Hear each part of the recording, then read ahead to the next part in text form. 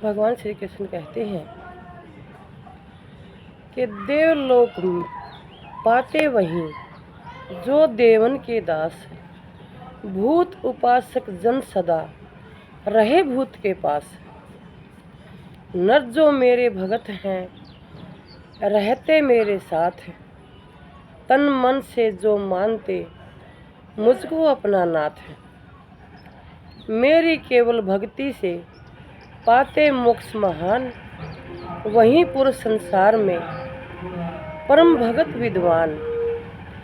अंत समय सुमरे मुझे हे अर्जुन मति धीर, वे ही नर पाते मुझे सुनो धनुर्धर वीर। 8वां अध्याय भागवत गीता का अक्षर ब्रह्म योग।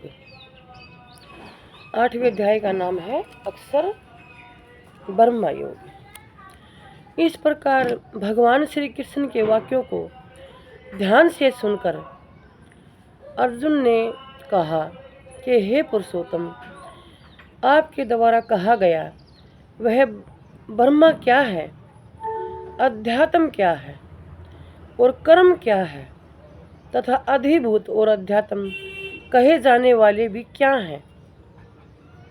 हे मधुसूदन, अधियज्ञ यहाँ क्या है और वह शरीर में किस प्रकार है। अंतकाल में निश्चल चित्त वाले पुरुषों द्वारा आप किस भांति जाने जाते हैं। अर्जुन द्वारा इस प्रकार का प्रश्न किए जाने पर भगवान श्री कृष्ण बोले, हे अर्जुन, अक्षर अर्थात अविनाशी सर्वश्रेष्ठ परमात्मा तो ब्रह्मा है और जीवात्मा अध्यात्म कहा जाता है, एवं चराचर जगत को उत्पन्न करने वाला यज्ञ, दान, होमादि के लिए द्रव्याधिकों को छोड़ना कर्म कहलाता है। शरीर अधिक जो नष्ट होने वाले हैं वे अधिभूत हैं। विराट पुरुष ही अधिदेव हैं तथा ये शरीरधारियों में श्रेष्ठ अर्जुन, इस शरीर में मैं ही विष्णु रूप अधियज्ञ हूँ। अंत समय में जो मनुष्य मेरा ही स्मरण करता है, देह त्याग कर जाता है, वह निस्संदेह मेरे को ही प्राप्त होता है। क्योंकि हे कुंती नंदन, अंतकाल में जिस भाव का स्मरण करता हुआ मनुष्य शरीर त्याग करता है, उसी को प्राप्त भी करता है। दृढ़ता पूर्वक सदा जिस एक ही भाव का चिंतन करता है, अंत समय वही स्मरण भी होता है। हे अर्जुन, तुम निस्दिन निरंतर हर समय मुझको स्मरण करते हुए युद्ध करो। इस भांति मुझ में मन बुद्धि लगाकर ध्यान युक्त चित्त से निस्संदेह मुझको ही प्राप्त होंगे।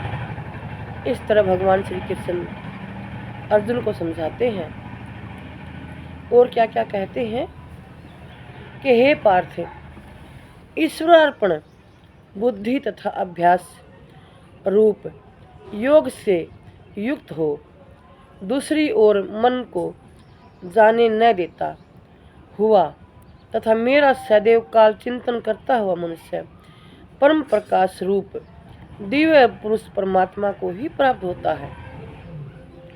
अतएव जो पुरुष सब पर नियंत्रण रखने वाले, अति सूक्ष्म सबके धारण में पोषण करने वाले, अचिंत्य सूर्य समान नित्य चेतना प्रकाश स्वरूप अविद्या से परे परमात्मा का स्मरण करता है, वह भक्ति मान मनुष्य अंत समय में योग बल से दोनों बाहों के ठीक मध्य में प्राणों को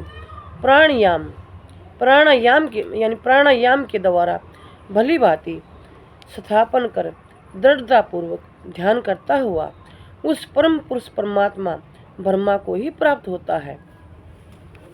वेद के जानने वाले जिसको अक्षर कहकर पुकारते हैं, यत्नशील महात्मा जिसमें प्रवेश करते हैं तथा जिसकी प्राप्ति की इच्छा से मनुष्य ब्रह्मचर्य का पालन करते हैं, उस परम पद को मैं तुमसे कहूँगा। सब इंद्रियों के द्वारों को रोक कर, मन को हृदय में स्थित कर, प्राणों को मस्तक में धारण करके समाधि योग में स्थित हो प्रणव अर्थात ओम ऐसे एकाक्षर ब्रह्मा का उच्चारण करते हुए जो पुरुष शरीर त्याग करता है वह परम गति पाता है। हे पार्थ, जो केवल मुझ में ही मन लगाकर सदैव मेरा चिंतन करता है वह नित्य युक्त योगी मेरे को सहज ही प्राप्त कर लेता है। मेरे को प्राप्त रूप परम सिद्धि को पहुँचे योगी दुख के स्थान रूप अक्षण भंगुर पुनर्जन्म को प्राप्त नहीं होते। कारण कि हे अर्जुन, ब्रह्मा लोक से लेकर सभी लोक की प्राप्ति वाले संसार में बार बार आने वाले हैं, परंतु मुझे प्राप्त कर लेने के पश्चात हे कौन्ते, मनुष्य को फिर जन्म नहीं लेना पड़ता। हे अर्जुन, जो पुरुष ब्रह्मा के एक दिन को संसार का 1000 चौकड़ी युग वाला तथा रात्रि को भी उतनी ही अवधि वाला तत्वों से जानते हैं, वास्तव में वे ही समय काल के तत्वों को जानने वाले हैं। ब्रह्मा के दिन होने पर अव्यक्त ब्रह्मा के सूक्ष्म शरीर से सब भूत गणों दृश्य जगत की उत्पत्ति होती है और उसी भांति रात होने पर उनका प्रलय हो जाता है। अर्थात ब्रह्मा उस सूक्ष्म शरीर में लीन हो जाते हैं। वहीं यह भूत समक्ष दृश्यमान जगत उत्पन्न होकर प्रकृति के वश में हुआ रात्रि के प्रवेश काल में ब्रह्मा में लय होता है तथा दिन के प्रवेश काल में उत्पन्न होता है। हे अर्जुन, इसी प्रकार ब्रह्मा के 100 वर्ष पूर्ण होने पर अपने लोक सहित वह ब्रह्मा भी शांत हो जाता है। इस अव्यक्त से भी बहुत परे दूसरा सनातन अव्यक्त भाव है।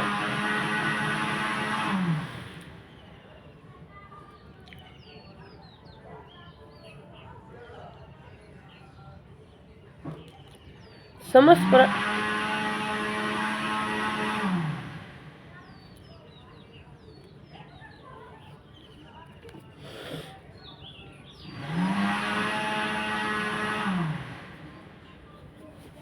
नमस्कार भगवान श्री हम सबको सद्बुद्धि ध्यान का ही आशीर्वाद।